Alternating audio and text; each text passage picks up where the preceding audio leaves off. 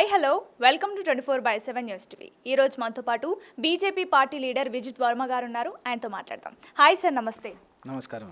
Sir, ఇప్పుడు BJP అధిష్టానం 2 తెలుగు రాష్ట్రాల్లో రాష్ట్ర నాయకత్వాన్ని ఆల్రెడీ ఎంపిక చేసి పెట్టేసింది. సో ఇప్పుడు నెక్స్ట్ టార్గెట్ ఏంటంటే బీజేపీ జాతీయ అధ్యక్ష పదవి.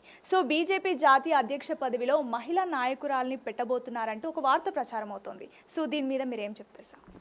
ఇప్పుడు బీజేపీ జాతీయ అధ్యక్షులను నియమించాలి. అది గత కొన్ని రోజులుగా వార్తలలో ఉంది. సో బీజేపీ అధ్యక్షుడిని జాతీయ పార్టీ డిసైడ్ చేసినప్పుడు మేల్ ఫీమేల్ ఎవరన్నా కూడా పెట్టుకోవచ్చు. ఇది ఇక్కడ వీళ్ళే ఇక్కడ వాళ్ళే అని అటువంటిది ఏం లేదు. సో ఖచ్చితంగా ఉమెన్ ఛాన్స్ ఇవ్వాలి. ఎందుకంటే ఇన్ని రోజులుగా ఎప్పుడు కూడా ఇవ్వలేదు. సో ఇప్పుడు ఒక ఛాన్స్ అవకాశం ఇస్తే బాగుంటుందని చెప్పి పార్టీ ఆ విధంగా చూస్తున్నట్టుంది.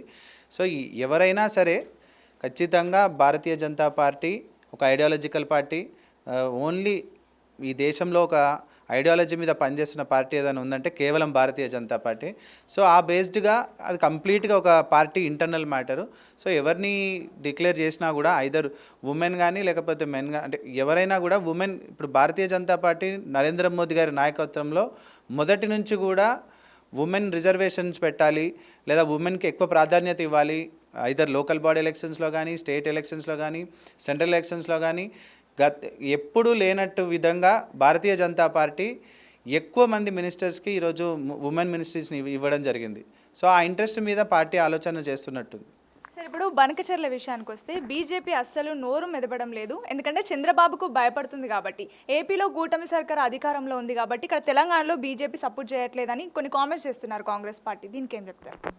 అసలు ఈ స్పెక్యులేషన్స్ అన్నీ ఎక్కడి నుంచి వస్తాయో ఫస్ట్ వాటిని అరికట్టాలి. ఎందుకంటే బంకచెర్ల అనేది అసలు ఒక డిపిఆర్ఏ ఇవ్వలేదు వాళ్ళు. డీటెయిల్ ప్రాజెక్ట్ రిపోర్టే లేదు, దాని గురించి ఊసలేదు, ఏం లేదు. ఇప్పుడు దాని గురించి మాట్లాడితే వెరీ ఎర్లీ టు టాక్ అనమాట. సో దాని గురించి పెద్ద మనం డిస్కస్ చేయాల్సిన అవసరం లేదు. అండ్ మొన్న కూడా వాళ్ళు ఇచ్చిన ఏదైతే సిడబ్ల్యూసీ ఆల్రెడీ దాన్ని ఆపింది. సో ఆ రిపోర్ట్ కూడా వచ్చింది, మన అందరికీ కూడా తెలుసు. సో దాని మీద దీన్ని ఎవరికో భయపడుతున్నాం, ఏదో జరుగుతుందో అటువంటి స్పెక్యులేషన్స్. ఇప్పుడు ఈ రెండు పార్టీ కాంగ్రెస్ పార్టీ బీఆర్ఎస్ గతంలో ఫెయిల్యూర్ అయింది. ఇప్పుడు కాంగ్రెస్ పార్టీ ఎలక్షన్స్కి వెళ్ళాలి, ఏదో విధంగా టాపిక్ని డైవర్ట్ చేయాలి. సో ఎంతసేపు వీళ్ళ డెవలప్మెంట్ని వీళ్ళు చేయట్లేదు కాబట్టి దాన్ని కప్పిపుచ్చుకోవడానికి అనేక రకంగా డైవర్షన్స్ చేస్తుంది కాంగ్రెస్ పార్టీ తప్ప వాళ్ళు ఫోకస్గా పనిచేయట్లేదు అనేది మా ఒక అభియోగం. Okay sir, thank you so much.